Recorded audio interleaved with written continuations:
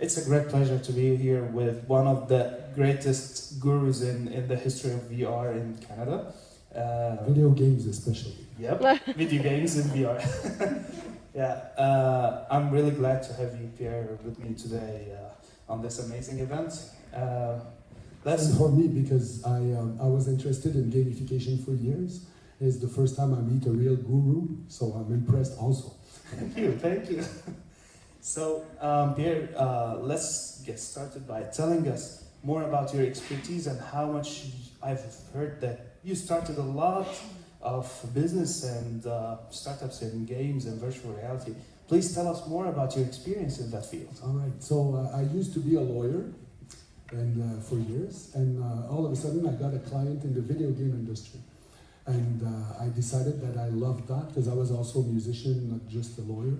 And I didn't like wearing ties that much. So I decided to join the company on a major deal. We were producing CD-ROMs then, so it's been a long time. And we signed a big deal with WordPerfect. I don't know if anyone remembers WordPerfect. They were the biggest, not anymore, okay, thank you. Sandy is always there for me. And sure. So WordPerfect was a word processing, and they had the monopoly for years. All of a sudden, Microsoft launched Word, and then it was over for them. But they signed a multi-million-dollar deal with us. You know, thank you. And so we were on Time magazine, we were all over the world with that. So I decided to abandon my law career. And to the despair of my mother, who said, how can you do that for little comics? Ruining a career, and I was teaching also. So, and that's an issue that you're probably faced in Egypt, and you maybe faced also. Exactly, yeah. It's like people think we don't have real jobs. Yeah. Because we work in games, right? Yeah, you play and you earn money. Yeah. I know this. That sounds good. So then I started my own company. It still exists. It's called Behavior. It's in Montreal. And we sold it. Then I opened Art Media Studio, another company. All of a sudden, we were selling CD-ROMs for $70. Games. I was producing video games. Oh, that's amazing. Then one day I was in the supermarket with my kid, and I saw CD-ROMs on cereal boxes. I said, time is up for CD-ROM. We transferred to the web, and then we made web games, and after that we made console games, and the world keeps on evolving like this. We're up until VR now. And then I ended up with Frima, which became the biggest independent studio in Canada. We had 450 employees. Why did Montreal become so big? Because when I was a law student, they used to call Montreal the plywood city. You know plywood, it's not very good wood. And it was all over the stores because the economy was so bad. They decided to invent a tax credit. And also the schools decided to jump in the wagon, and we started having Ubisoft, a giant, coming. Then Warner Brothers came, then Electronic Arts came. So we ended up with an ecosystem, and they replicated the model for special effects. And now all the big movies you see, Avengers, X-Men, the special effects are made in Montreal for a big part of it. So we had this strategy of having the will. And I'm here to the invitation of EG-Gate. And EG-Gate and your government is expressing the same kind of will, which is we have an objective and we'll attain it. And I have a lot of respect for that, and I see there's a vision here in Egypt that can transform a lot of things. Using VR, yeah. Yeah, and I think you're an example of what Egyptians can do and be acknowledged internationally. Thank you. So that's my story. I want to add up that I have one of my friends who actually went to Canada to learn about gaming and game design. And so I think Canada become like a gaming hub for a lot of the game designers who really want to learn it on a professional level. And so that's really about what you said. But okay, so in that sense, it has been something that's going on in the whole world now, that gaming is changing a lot in our lives. It's even becoming one of the most addictive things that's in 2018. Some governments put it on the highest level of addiction. But one of the things that we started to learn about is people started to use games in order to do changes in human behaviors, or to make things better, like education or tourism and everything in our life. So, do you think you can tell us more from your experience? What do you think about that? Yeah, well, actually, there's this movement they call serious games, and lots of people didn't like it because they say, how can you be serious and have fun? It doesn't work. If you're serious, it's not fun. Yeah. Well, it can be fun, but anyways, people have that perception. Yeah. Yeah, so there was a movement in New York City called Games for Change, and I was involved with them actually. We made a Facebook game that was very famous in the world, and I thought it would be good, but I kept on preaching. I kept on going to businesses and say, you need games. And corporations would say, what? You want my employees to waste their time? And Ahmed, I think it changed a little bit, right? Yeah, it's changed. I've been one of their teams. Yeah, it changed a lot. Yeah, it's nowadays it's more becoming the gamification era, and so the gamification changed people's attitude toward doing different behavior, and gamification now is becoming one of the huge business buzzwords, as Oracle said actually.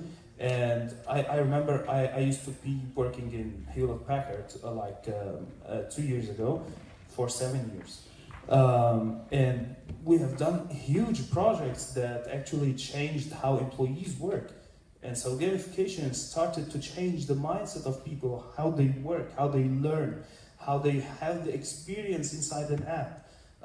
We have a huge case study with HireHunt, which we won an award with as the second best gamification software 2017.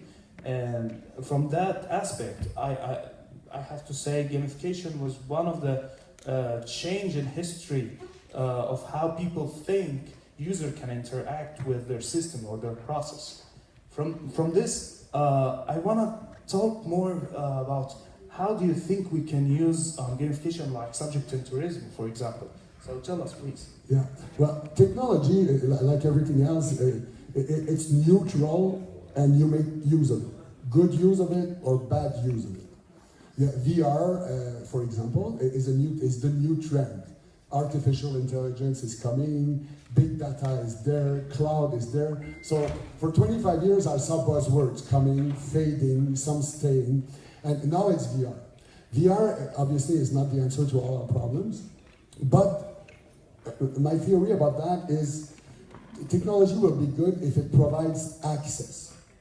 Because access is a key element in every country's development. Do we have access to education? Do we have access to healthcare? Do we have access to a job? Do we have access to clean water, clean air, access? So if VR, for example, gives us access to things more easily.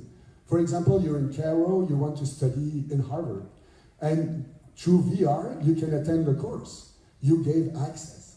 If you're in an hospital and you're old and you're lonely, and you put VR glasses on, and you have chronic pain, for example, and your kids don't visit you often enough. Well, it's demonstrated that if you, let's say, go in the Red Sea diving, but you're in your hospital bed, your pain, your level of pain will diminish, and your well-being in general will improve. So we give access to a better physical and psychological situation to patients with VR. So gamification can also be the same. Gamification can give you access to a better life and can even give you access to a job. And I heard that Ahmed did something very significant in that matter. Yeah, so one of the things that we have gamified was a platform called HireHunt. And we have helped the founders of HireHunt that how they gamify it in a very practical way that it made the recruitment phase very easy and very quick, and they actually really hired the great people, not any kind of a people. And we have Selma, who's one of the people who supported HireHunt for a very long time. Yeah. So thank you.